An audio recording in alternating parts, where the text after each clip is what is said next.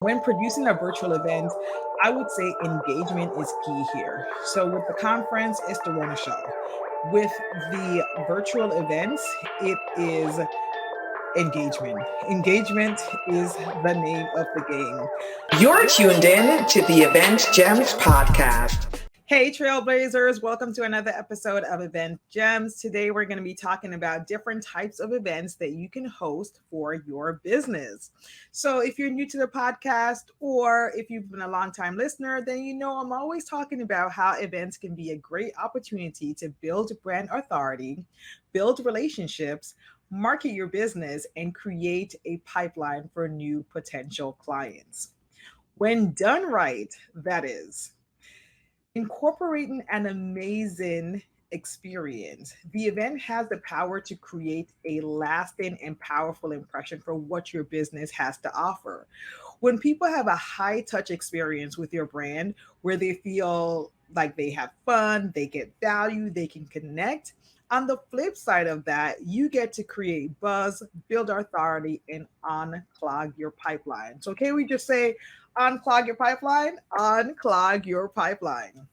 So the first event I did under the Diamond Butterfly brand was called Spirit of a Woman. And that event was in 2015. And to this day, I still have relationships with the speakers that were part of that event. I'm still friends with some of those speakers. I have relationships with some of the attendees. I'm still friends with some of them. And they have referred clients to me or have sponsored events that I have been a part of or produced in the past.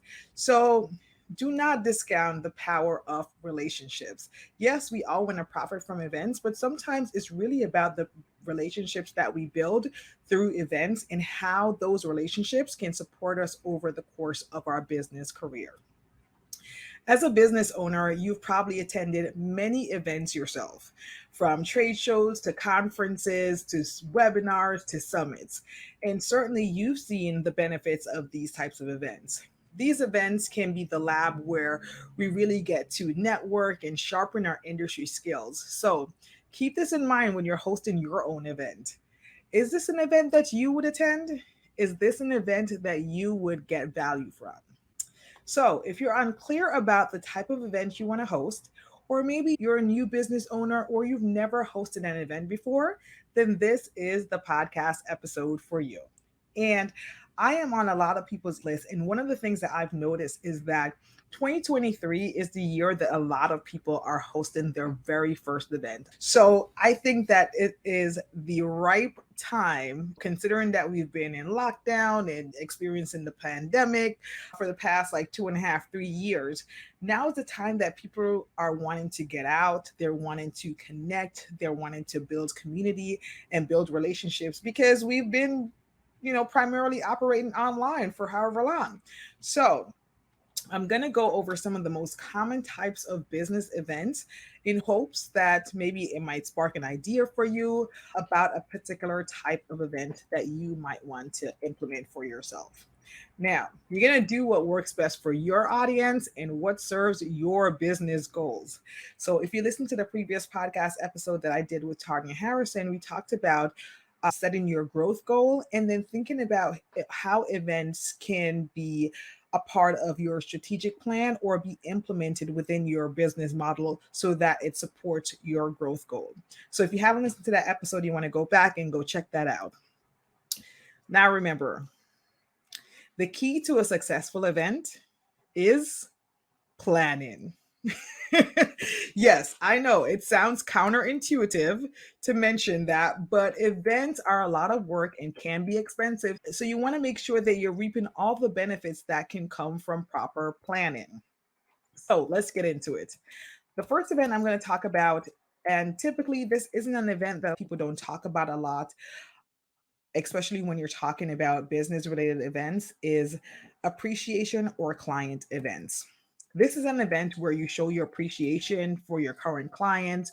You're planning this event to make your customers or your clients feel seen, honored, and recognized. And this will continue to have a positive effect on your business. This event is especially great for people who are online business owners. Maybe you have a group coaching program or a membership, and every facet of your business is virtual or online. Then this is a great way for you to now connect with people IRL, in real life. Connect with them, build that community. One of the trends that we're going to see for 2023 is community building. People are coming out of this long stretch of being inside and doing a lot of things virtually. They're going to want to connect more and build more relationships and build community. So this might be a really good type of event for you to host. Now, this event isn't necessarily about client acquisition as it is about client retention, which can lead to client acquisition, right? This will help with garnering positive referrals and sales because you went the extra mile to show that you cared. So you can even think about maybe adding a charitable component to this so you could raise money for a good cause within your local area. And this will allow your clients to see what you care about and the areas that you want to impact. Sounds good? All right. So let's move on to our next event, which is launch events. So, launch events are great because you get a chance to really generate media coverage and buzz in your industry prior to your product or service release. These events may include a flashy introduction to the product or service and has more of a promotional feel to it. So think about this as really being like an open house where people can come in and test drive the new product or service before it's offered to the general public. And one of the launches that I really love is Pinky Cole's book launch. She is the owner of Slutty Vegan, and she did her book launch. And what I especially liked about what she did was that her branding was omnipresent, even down to the details in her outfits. This is a great model to follow, even on a smaller scale, is to infuse the launch with your branding and look for collaborators that might be able to help you with offsetting the cost. Also, think about inviting influencers in your industry or your community as well. Add some glitz, some glam, and make it festive. Make it about the thing.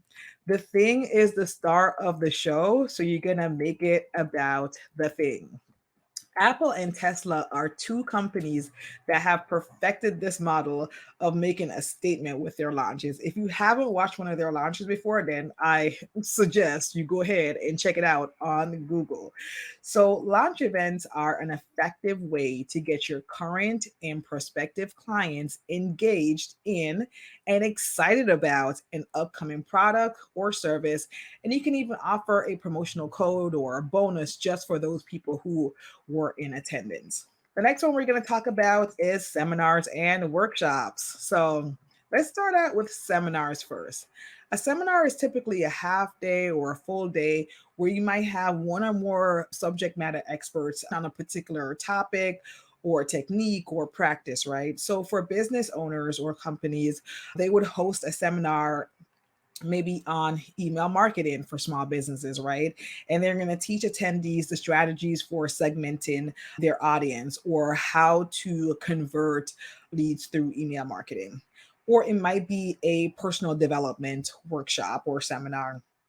And in this seminar, they're going to be focused more heavily on how to help the attendees really better themselves by teaching them skills such as leadership or organization. And this is going to help attendees maybe advance in their career or business.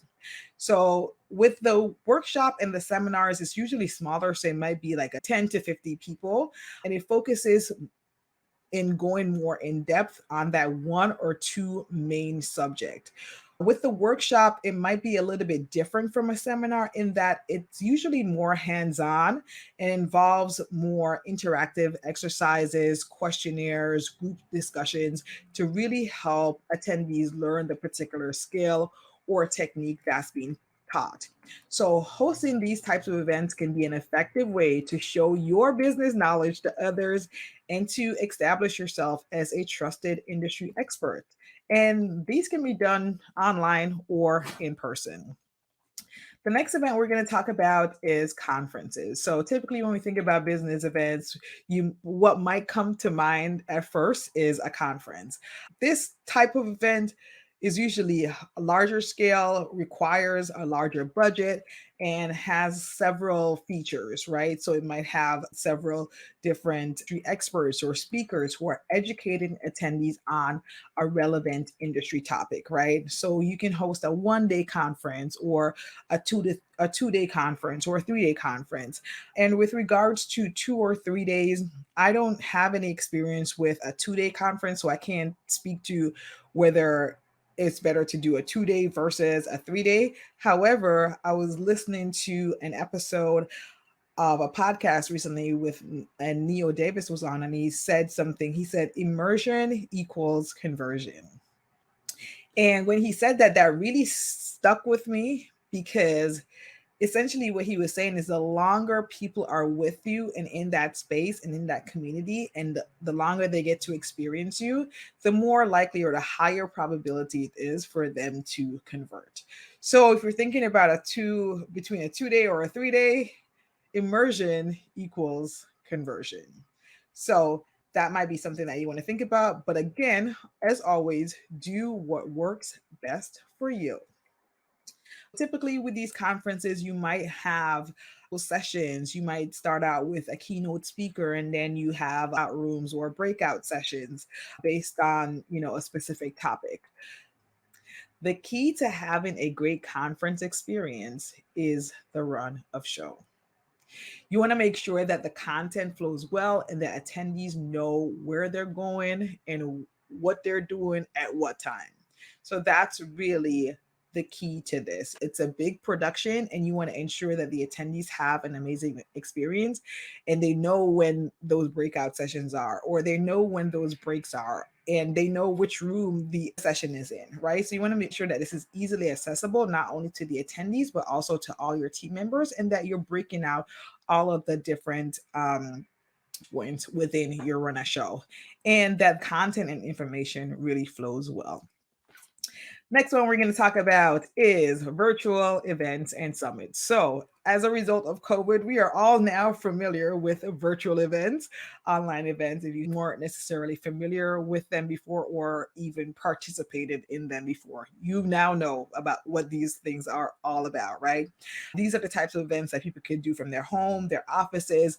It's online. It's really allowing the attendees to have that interactive and educational opportunity so that they can network in this virtual space. When producing a virtual event, I would say engagement is key here. So with the conference, it's to run a show. With the virtual events, it is engagement. Engagement is the name of the game. And so whenever my team and I, whenever produce a virtual event, we're always thinking about how can we get as close to the engagement that you might get in person, or just as engaging as you would have experienced in person, right? And sometimes you might need to try out different platforms, right? You might need to go to a platform that offers greater capabilities than what Zoom has to offer. Although I will say, I recently logged into Zoom, and it seems like they have upped the game on some of the integrations and apps that they now have available. And so I haven't gotten a chance to fully check those out yet, but I'm looking forward to checking them out and reporting back and letting you know my thoughts on that. So, like I said, don't be afraid to check out different virtual event management platforms. But if you're going to use a platform outside of Zoom, be prepared to over communicate on the usage so that there is no frictions when attendees are trying to log on, right? You want to make sure that you're constantly communicating with them, letting them know how to use the platform, maybe sending a video tutorial weeks leading up to days leading up to the day of the event. So virtual events, typically you pay to get access, right? unlike a summit where it's typically free and you get the option to upgrade to get access to the replay or different bonuses that might be included. And in a later episode, I'm going to have Krista Miller come on, and she is one of the queens of virtual summits. And so she's going to do a deeper dive into how you can really maximize the power of virtual summits. I've seen summits range from 1 day to 10 days, with a sweet spot really being about 3 to 5. But I will say, I've hosted a 5 day summit and I have helped my clients produce 3 day summits. And personally, I would recommend no more than 3 days. I feel like 3 days is really a good place to be. And especially with people having this fatigue of online or virtual events, it's getting harder and harder to really hold their attention for that full time period, unless it's maybe like a challenge. So it's not 5 or 6 hours per day like a summit would be, but a challenge might be like an hour or hour and a half. With that type of format, 5 days could work well. And I didn't go that deeply into challenges here, but yeah, that's also an option that you can consider. So with the summits, these are usually pre-recorded videos. The virtual events, you might have them more live. And the typical format that I've seen for summits is where they have like an interview style. So the host is interviewing the guest, and the other format is where you might have the guests present their information. And this is not as popular, but for me and my style and how I like to run my summits or virtual events, I think it's better to have the speaker present their own content, just because I feel like they go deeper into the topic than if it were an interview style. But that's just my personal preference. Again, do what works best for you. The next one we're going to talk about is webinars. So, a webinar can be something that you can even do weekly. Again, in this podcast episode that I was telling you about, Neo was talking about how he did a weekly webinar for a year and a half, and how that really transformed his business. Not only transformed his business, but also helped him to become a better communicator. So, the most common types of webinars that business owners use is a sales webinar, which is typically sort of like a workshop where you might teach the content, you provide value, and then you pitch your product, maybe which is maybe like a course or a membership towards the end of the webinar. And when running these types of webinars, just make sure that you're focusing on giving value more than the hard selling. I've been on webinars before where, whatever was promised that I was going to learn, I barely learned.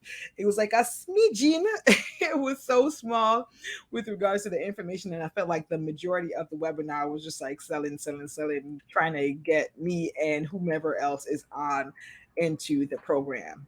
Sometimes people log on, they might not buy right away. They might even need to attend that same webinar another time. Maybe at the time, they don't have the money, or they just feel like they need to wait. But they're still in your community, they're still on your email list. You still have the opportunity to nurture them. So just provide value and not that hard sell. Get into my program, buy this, buy that, right? All right. So now that we got that out the way, let's talk about retreats. So this might be a destination retreat, or maybe it's a luxury stay retreat. I don't have much experience with this model, so I'm hoping to bring on a guest in a future episode that can talk a little bit more about this. However, from working with clients who desire to host their own retreats, one of the primary ideas behind selecting a location is somewhere that they've always wanted to go. And so, somewhere that they always wanted to go, they always wanted to visit. And so now they're just kind of bringing that group along with them for the experience. How fun is that, right? So it's almost like you're designing this retreat around, what your ideal life or your ideal vacation is. So other types of events that I'm going to give an honorable mention, but not go too much into detail on, is trade shows and expos. So you can consider setting up a booth at one of these industry events where your ideal clients might be attending. And this is one of the things that I want to work on this year, is to really just start getting back out there. So that's one of the things that I will definitely be focusing on for this year, as well as The next one, networking events, right? We've been inside. Now it's time for us to get outside. Speaking to myself, attended networking events to really meet new professionals and build connections with people who can really help us to develop in our business. The next one I'm gonna say is event sponsorships. So consider being a sponsor at an event that is aligned with where your target demographic might be. And this is an effective way for you to build brand awareness. And you might think that by sponsoring an event, you're going to have to spend a lot of money, right? That's not necessarily the case. You might sponsor through in kind, you might sponsor through your services, you might be able to have something that's customizable to you. So, if is listed on the sponsorship deck is outside of your budget, reach out to the event organizer and see if there's something that could be customized to you depending on what your deliverable will be. So, as mentioned at the top of the episode, host events that work best for your business goals and the customers or clients that you serve. You might want to host an appreciation event to really connect with your people in real time, upsell existing clients, get referrals, or just reactivate previous clients. You might want to host a launch event to announce the launch of a product or a service or pivot your company in some way. You might want to do a seminar or a workshop to do a deeper dive into some specific topics and get more hands on with your clients and have them leave with a tangible plan. You might want to do a conference to expand your reach, connect with your industry thought leaders, create community, and launch an offer on the back end. Or you might want to do a virtual event or hybrid event to add another arm to a live event that you're hosting. You might do a summit to build your list and expand your reach. And finally, you might do a webinar to improve your confidence, build your list, and launch your course or membership. The possibilities here, my friend, are endless. So, if you enjoy this episode, please be sure to like, rate, and subscribe. Until next time, I hope you caught these gems. Now, let's fly.